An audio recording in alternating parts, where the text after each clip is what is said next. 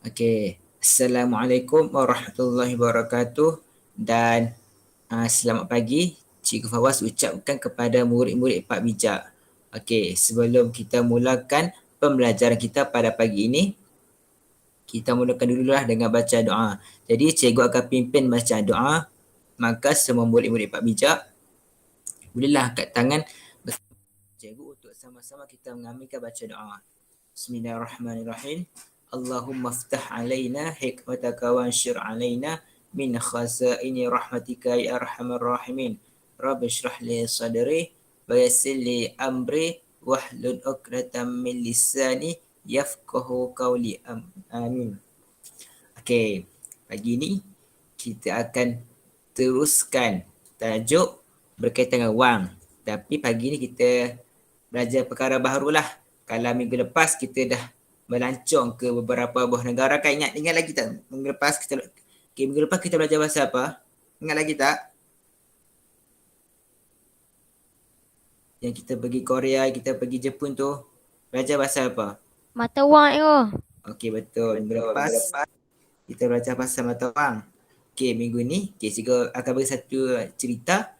Kamu semua kena tekalah apa kita belajar pagi ni. Okey. Cikgu bagi dua situasi. Situasi pertama, cikgu pergi ke kedai alat tulis. Jadi kedai alat tulis dan cikgu nak belilah sebatang pen yang berharga RM3. Jadi cikgu kena bagi RM3 lah kan. Jadi cikgu bagi RM2.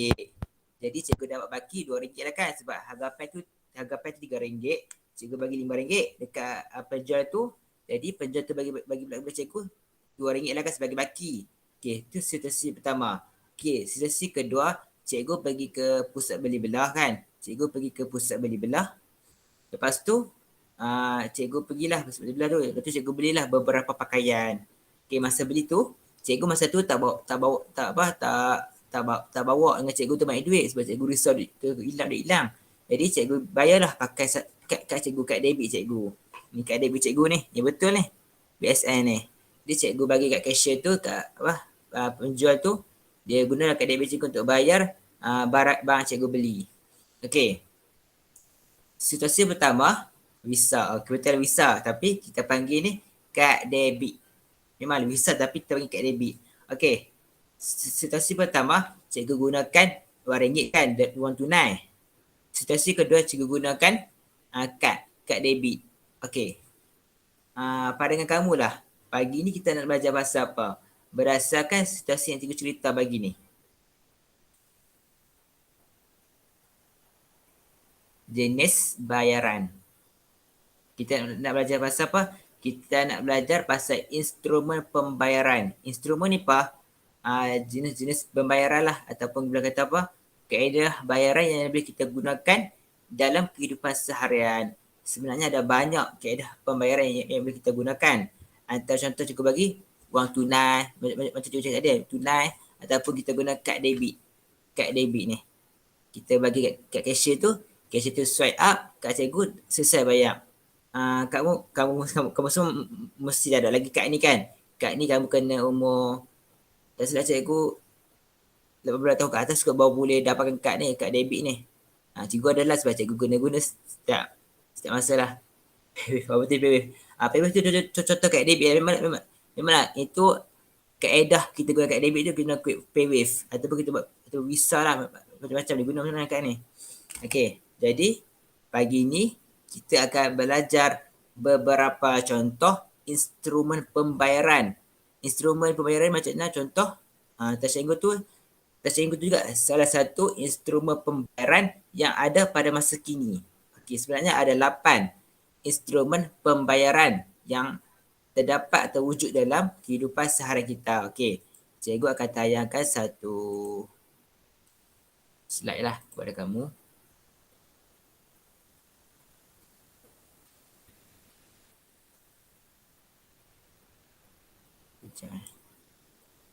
Okey.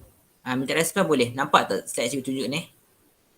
Nampak. Okey, pandai. Kamu semua respon juga tak? Jangan senyap lah. Tahu pagi pun.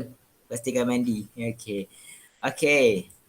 Hari ni kita akan belajar jenis instrumen pembayaran yang wujud yang ada dalam kehidupan seharian kita. Okey, sebelum cikgu teruskan pengajaran, boleh tak kamu tulis contoh-contoh instrumen pembayaran yang kamu tahu?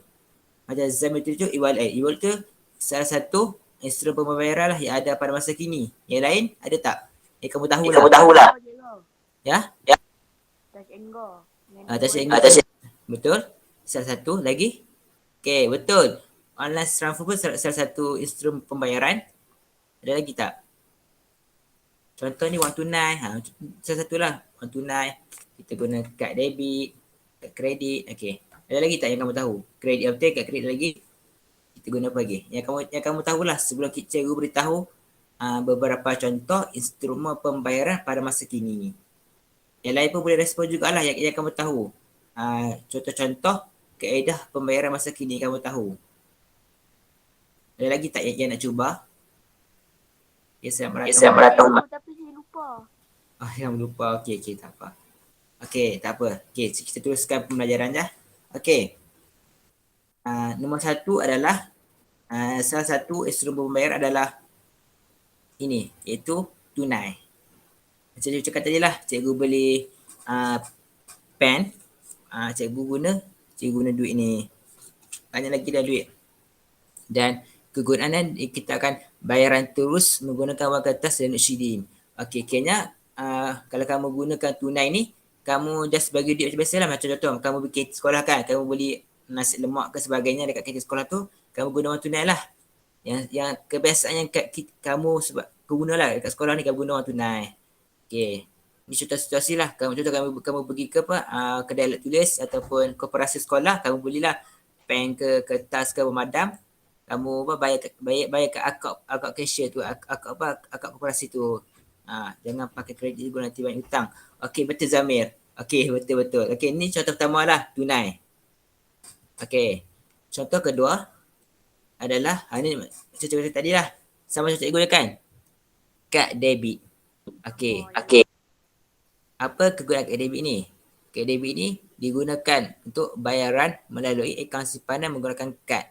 Kiranya macam cikgu cakap tadi, kita contohlah cikgu nak beli banyak buku kan. Tapi contoh cikgu pergi satu pasar raya tu, cikgu nak beli, cikgu pergi ke kedai buku tu, cikgu nak beli banyak buku. Tapi masa tu cikgu bawa duit sikit. Jadi cikgu kenalah dekat debit cikgu bayar guna akaun simpanan cikgu. Contohlah akaun simpanan cikgu ada 1,000. Harga jumlah keseluruhan buku tu 500. Jadi cikgu guna kad cikgu ni, cikgu bagi kat cashier tu, dah ambil duit ni, dia akan macam cakap paywave sebagainya kan. Dia guna kad debit cikgu, lepas tu baki kat cikgu 500 lah, sebab asalnya jumlah dalam akaun simpanan cikgu ada 1,000. Lepas tu jumlah harga buku cikgu beli tu RM500. Jadi 1,000, duit cikgu 1,000 tolak RM500, jumlah harga cikgu beli tu baki RM500. Jadi kad debit ni kita gunakan akaun simpanan yang ada dalam bank kita untuk bayar kepada penjual tersebut. Macam tu. Itu contoh kedua lah. Ni ada instrumen pembayaran kedua, iaitu kad debit. Yang pertama tunai, kita belajar ni tunai. Yang kedua adalah kad debit. Okey, yang ketiga. Yang ketiga ni seperti apa yang ditulis oleh Zamir, kad kredit. Ni contoh kad kredit lah. Cikgu ada tak kad kredit? Rasa cikgu ada kad kredit. Tak adalah. Cikgu tak ada kad kredit. Ni contoh lah kad kredit yang kamu boleh jumpa. Kad kredit. Okey. Kegunaan dia, kita belanja dahulu dan bayar kemudian kepada bank dan pengeluar kad seperti pasar raya. Okey, contoh. Okey, contohlah kamu pergi melancong ke luar negara kan. Contohlah kamu pergi Korea Selatan. Kamu nak beli belah kat sana. Tapi kamu tak bawa duit banyak. Jadi, kamu cadang nak belanja dahulu, tu bayar kemudian. Jadi, kamu guna kad kredit ni. Kini kamu berhutang dulu, nanti kamu bayar secara angsuran. Tapi, kelemahan dia adalah seperti yang Zamir cakap tadi. Kita akan berhutang dengan bank. Jadi, kamu kena pastikan kamu ada wang yang cukup untuk bulan-bulan seterusnya untuk bayar hutang kepada bank. Sebab kad kredit ni kita belanja dahulu, kita bayar kemudian. Mungkin kita bayar secara bulanan kepada bank untuk tampung semula belanja yang kita telah belanjar pada awal dahulu. Okey. Jadi kelemahan kad kredit ni kita kena apa? Kita kena berhutang lah dengan bank tu. Yang agak menyusahkan lah. Jadi kata apa? Kamu sebagai pengguna yang bijak, kamu kena fikir apa kesan kalau aku banyak berhutang. Macam tu. Apa kesan ketika saya banyak berhutang dengan bank dan sebagainya. Dan tapi adalah kelebihan kredit ni dia mudah dan cepat untuk transaksi ataupun proses pembayaran sesuatu barang ataupun sesuatu perkhidmatan yang kamu mahu. Okey. Ini contoh instrumen pembayaran ketiga iaitu kad kredit. Okey, setakat sekarang kamu ada beberapa soalan tak mengenai instrumen pembayaran? Kita dah lihat. Tak ada. Tak ada. Okey. Pertama kita dah lihat tunai. RM2 kamu lah. Pertama kita lihat tunai. Kan? So, kita lihat tunai. Kita dah lihat tunai. Yang kedua, kita dah lihat kad debit. Kad debit ni kita bayar guna akaun sepadan kita. Yang kita guna terus tolak akaun sepadan kita. Yang ketiga kita guna kad kredit. Kad kredit ni beza dengan kad debit, kamu belanja dulu baru bayar. Kalau kamu guna kad debit, kalau kamu guna kad debit, kamu bayar terus tapi kamu guna akaun sepadan kamu. Kalau kad kredit kamu hutang dulu. Itu contoh ni instrumen ketiga lah. Okey, instrumen keempat adalah okey, ni apa? Cuba teka. Transfer lah. Okey, betul, transfer lah. Ataupun kita guna bahasa betulnya adalah perbankan internet ataupun online banking. Betul, transfer. Kamu transfer secara maya ataupun secara online lah. Dan ni contoh BSN lah. Kita guna apa? BSN. Okey, cikgu tunjukkan kepada kamu contoh lah. Okey, contoh sini. Okey, ni contoh kamu boleh untuk instrumen pembayaran secara okey. Betul lah, kita tulis BSN. Kita tulis BSN kan. Okey, kan BSN online. Okey. Tekan sini. Okey. Ni contoh perbankan internet ataupun online banking lah yang kamu boleh nampak cikgu tunjuk pada kamu. Jadi kamu tulislah nama kamu bla bla bla. Lepas tu kamu bolehlah transfer kepada sesuatu orang atau sesuatu yang kamu nak transfer tu secara atas talian. Ini contoh. Okey.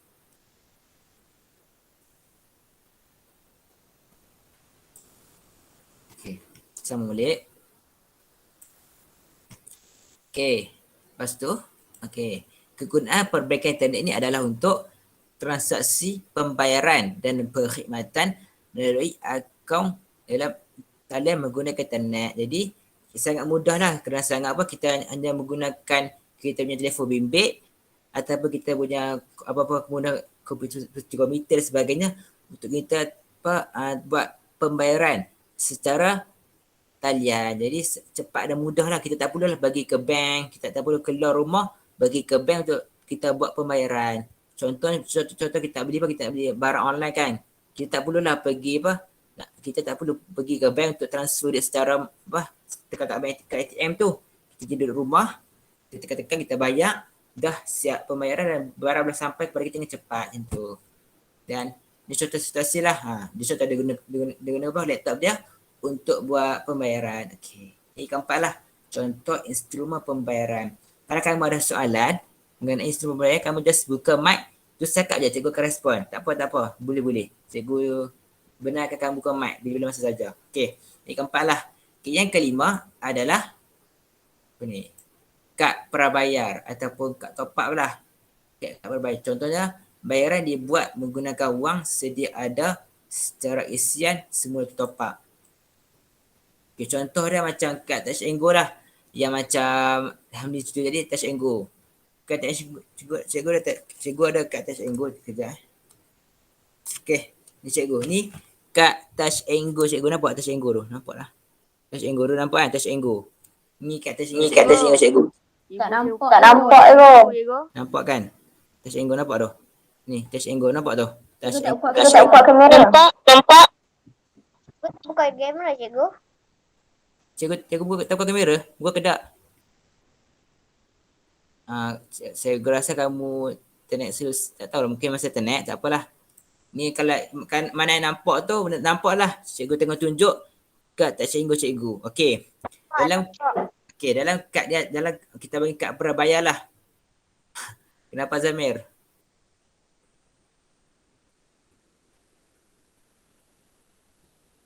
Okey, masa Zamir. Okey. Dalam semua senting. Okey. Dalam kad kita bagi ni kad prabayar. Dalam kad ni kan, cikgu dah ada duit. Cikgu dah ada duit, contoh RM50. Kayaknya cikgu bagi ke, contoh cikgu bagi ke Tul kan. Cikgu slide kad ni, dia terus bayar. Cikgu tak perlulah bayar apa, bagi cashier tu kan. Bagi-bagi macam masa nampak kan. Tak perlu, cikgu guna kad ni, cikgu swipe, cikgu kita swipe lah, kita swipe. Tak tahu pasal kita slide kan, kita pintas, kita lalukan kad ni kat scan tu, betul, terus buka palang tu kan. Contoh lah, Kayaknya dalam ni dah ada duit, cikgu top up, bahasa kita top up lah, atau kita isi semula dalam kad ni untuk kita guna semasa proses lah. Contoh lain adalah kad top up untuk phone. Dalam kan kita kan boleh dapat kad tu kan. Kita pergi ke kedai, kita nak top up phone. Jadi cashier tu akan bagi kita satu kad kecil tu. Contoh kad prabayar lah, yang dalam tu ada duit, ada wang untuk kamu boleh guna untuk apa-apalah, untuk apa-apa perkhidmatan kamu mahu. Tu contoh yang kelima, tu kad prabayar. Okay, yang keenam. Okay, ni lambang apa ni? Touch and go. E-wallet. Okey, betul. Dan ini adalah instrumen pembayaran bagi e-wallet ataupun e-dompet lah. Bahasa mereka e-dompet. Kalau bahasa Inggerisnya e-wallet. Dan kegunaan e-dompet ni adalah untuk pembayaran tanpa tunai menggunakan aplikasi di dalam peranti elektronik. Contohlah, Hakim. Contohnya kita beli kedai tu kan. Kita tak bawa wang tunai. Wang tunai, ini contoh wang tunai lah. Tapi kamu bawa phone kamu yang ada aplikasi Touch and Go e-wallet. Jadi kamu just scan QR code e-wallet kat kedai tu, kamu scan e-wallet, scan, lepas tu kamu bayar melalui Touch and Go e-wallet ni. Itu contoh lah. Kita kelebihan dia sangat cepat dan mudah. Kamu tak perlu bawa wang tunai, kamu just perlukan phone kamu untuk bayar secara aplikasi Touch and Go e-wallet. Contoh aplikasi dia adalah Boost ataupun Grab food lah, Grab Pay je sebagainya lah, ataupun kamu guna Shopee Pay. Tu contoh lah, contoh e-wallet atau e-dompet dalam kehidupan sehari kita ni. Cikgu tunjuk satu saja lah, itu Touch and Go e-wallet. Ni keenam. Okay, yang ketujuh adalah ni apa? Cuba kamu teka-teka lah, apa benda ni? Tiket kot. Tiket. Okey, yang lain nak cuba tak? Gambar apa cikgu tunjuk ni? Kamu rasalah. Mengenai instrumen. Okey, betul. Cek. Ataupun kita guna panggil cek lah. Cek. Dia macam satu kertas kan. Kertas kita tulis something kat atas tu adalah duit yang tu. Okey. Kegunaannya adalah perintah bertulis kepada bank supaya membayar jumlah khusus yang dinyatakan. Contoh mudahkan, kamu seorang jutawan lah, tulis satu cek, tulis nama dia, beri sebanyak RM500,000 kepada kita, dan kita ada ambil cek tu, kita pergi ke bank, kita lepas tu bank akan bagi kita duit sebanyak yang dalam cek tu. Tu fungsi cek. Cek ni kebiasaannya dia satu perintah tulis lah daripada seseorang ke seseorang. Contohlah, seorang bagi kita duit daripada cek, tapi dalam kertas dia. Cuma kamu kena dapat cek tu, kamu kena pergi ke bank. Lepas tu kamu kena beritahu kepada bank yang kata saya dah dapat cek daripada sekian-sekian. Lepas tu bank akan uruskan transfer duit ataupun transfer duit kepada kamu lah. Contoh. Zamir, ada soalan Zamir? Ada cikgu. Apa? Bukan cek tu macam kita dah bagi dah kan kertas tu. Lepas tu kita boleh batal kan? Yang tu boleh juga cek tu. Yang tu kebiasaannya kalau cek tu tak laku ataupun mungkin ada kesilapan pada cek tu. Contohlah. Cek tu boleh jadi batal ataupun sah lah. Cek sah ni cek yang betul lah. Okay, Hamdi? Cikgu, kalau cek tu kita guna hari ni, lepas tu besok kita datang lagi boleh guna balik tak? Dia sekali saja. Ada sekali saja Sekali saja boleh guna. Oh, Akhirnya kalau nak lagi kena minta lagi lah dekat orang tu yang bagi cek kat kamu tu. Cek ni dia sebenarnya khusus lah. Dia macam dia lain sikit lah daripada lain sebab dia ada perintah macam cikgu tulis, perintah bertulis kepada bank supaya membayar jumlah khusus yang dinyatakan. Macam tu. Akhirnya orang tu tulis satu jumlah. Cikgu ada buku cek. Cikgu tak ada buku cek. Sebab cikgu pun tak ada buku tu. Sebab cikgu pun tak rasa macam tak perlu. Jadi kebiasaan buku cek ni ada kat bank ataupun orang-orang yang berniaga lah. Kita kebiasaannya lah. Sebab mereka ni kadang-kadang tak bawa duit banyak. Mereka just perlukan cek untuk tulis macam tu. Cuma cek ni cikgu bercakap dia keadaan lama lah. Sebab kita sekarang ada apa kredit dengan online banking kan. Jadi cek ni antara keadaan lama lah. Tapi still lagi luar guna lah sebab sekarang. Okay. Instrumen pembayaran yang terakhir adalah yang ni jarang lah kita nampak tapi kadang-kadang betul cakap Zamir, orang kaya jahidah. Itu kebiasaan lah. Kebiasaan orang kaya jahidah. Kebiasaannya. Yang ke-8 ni cikgu rasa kalau tekam susah lah sebab jarang kita guna. Cikgu pun jangan guna. Yang ke-8 ni adalah wang pus. Kegunaannya adalah untuk mewakili wang tunai untuk dihantar kepada penerima tertentu yang dikeluarkan oleh pejabat pos. Jadi, wang pos ni kamu boleh dapatkan. Kamu hanya boleh dapatkan di pejabat pos sahaja. Sebab dah nama pun wang pos. Jadi, yang boleh keluarkan ni hanyalah pejabat pos. Dan contoh kamu boleh pergi ke pejabat pos Malaysia lah. Itulah antara contoh. Kamu pergi pejabat pos Malaysia, kamu pergilah kat kaunter tu, kamu cakap, saya nak buat wang pos. Akhirnya wang pos ni dia macam kita nak bagi wang tunai kepada sesuatu syarikat atau satu individu, tapi kita bagi dalam bentuk wang pos atau kita bagi melalui pejabat pos. Contoh. Kebiasaannya gunanya syarikat lah ataupun mana-mana organisasi sebab pakai wang pos bayar bil. Boleh juga ada wang pos bayar bil. Itu cakap. Kebiasaannya kita jarang lah untuk individu ke individu. Kebiasaan individu ke syarikat ataupun individu ke pejabat dan ke atas lah. Sebab wang pos ni kebiasaan untuk syarikat. Kita bayar kepada syarikat atau bayar apa-apa khidmatan lah untuk syarikat tersebut. Contoh bayar bil ni, contoh bil elektrik. Kita bayar kepada TNB, Tenaga Nasional Berhad. Melalui wang pos boleh juga. Saya cakap contoh, kita guna wang pos ni untuk kegunaan syarikat tersebut. Dia melalui wang pos sebab mungkin salah satu daripada dia punya rekom ataupun ciri-ciri syarikat tersebut. Okey. Berdasarkan cikgu cakap tadi, kita ada 8 instrumen pembayaran iaitu tunai, kad debit, kad kredit, perbankan internet, kad prabayar, e-dompet, cek dan wang pos. Dan di sebelah kanan ini adalah kegunaan bagi setiap instrumen pembayaran. Contohnya tunai untuk bayaran terus menggunakan wang kertas dan duit shilling. Kalau kad debit, bayaran melalui akaun simpanan menggunakan kad. Yang ketiga adalah kad kredit, belanja dahulu dan bayar kemudian kepada bank dan pengeluar kad seperti pasaraya. Tapi kamu kena ingat, kad kredit ni kamu akan berhutang terlebih dahulu. Jadi pastikan kamu sudah fikir secara rasional apa akibat kalau aku balik berhutang. Dan kamu kena pastikan kamu boleh bayar sebulan hutang setelah kamu belanja. Itulah kelemahan kad kredit. Tapi itu kelemahan dia lah. Tapi kamu kena macam cakap tadi lah. kamu kena jadi pengguna yang bijak ataupun pembeli yang bijak. Fikir risiko. Apa yang akan terjadi sekiranya aku membuat sekian-sekian?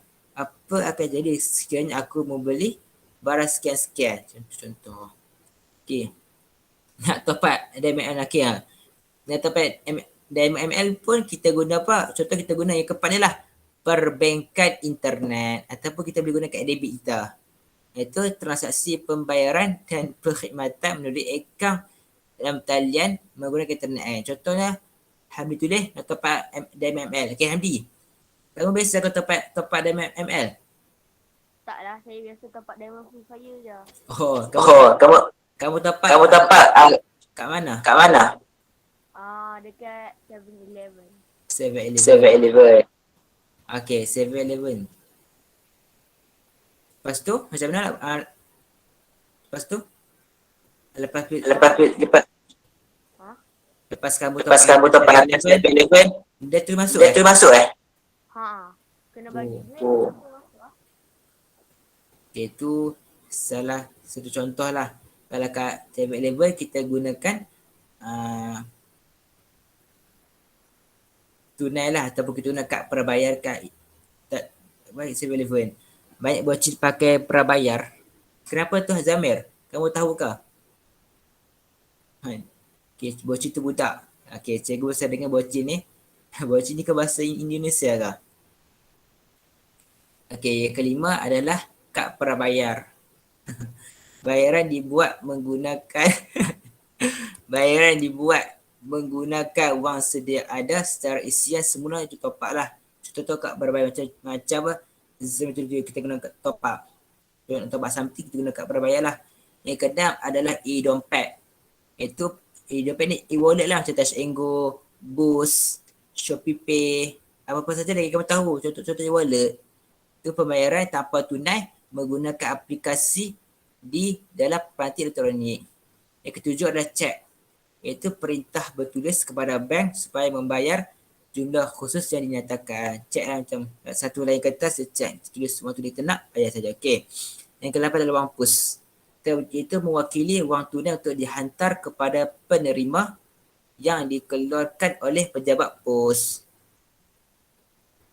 Okey. Ini adalah 8 instrumen pembayaran yang kita telah belajar dan kita dah tahu kegunaannya pada pagi ini.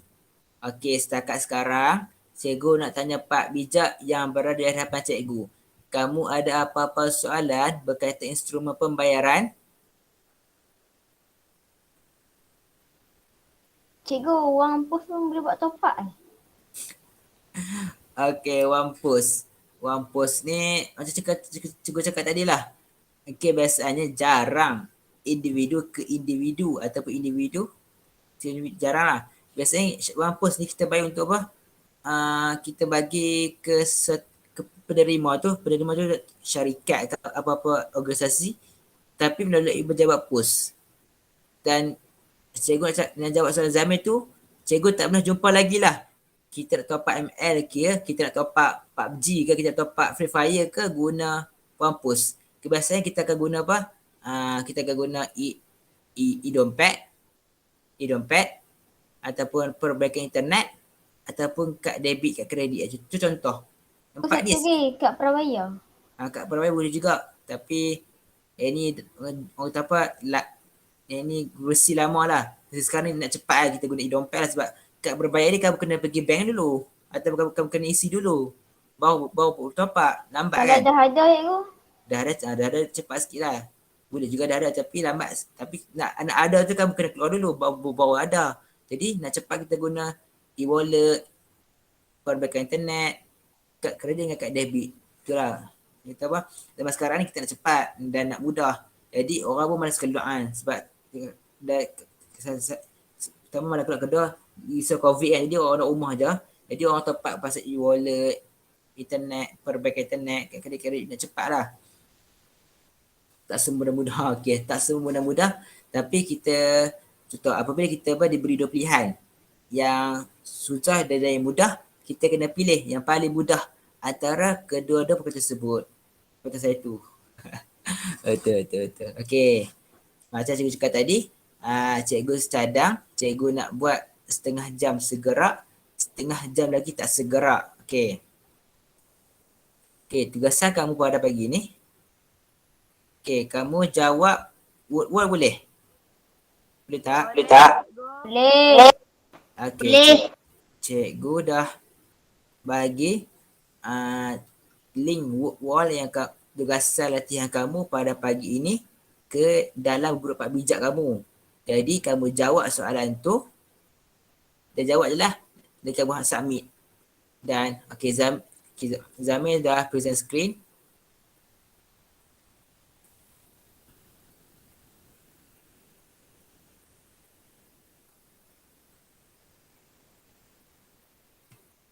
Ada tak Zamir? Kamu pakai laptop susah sikit lah.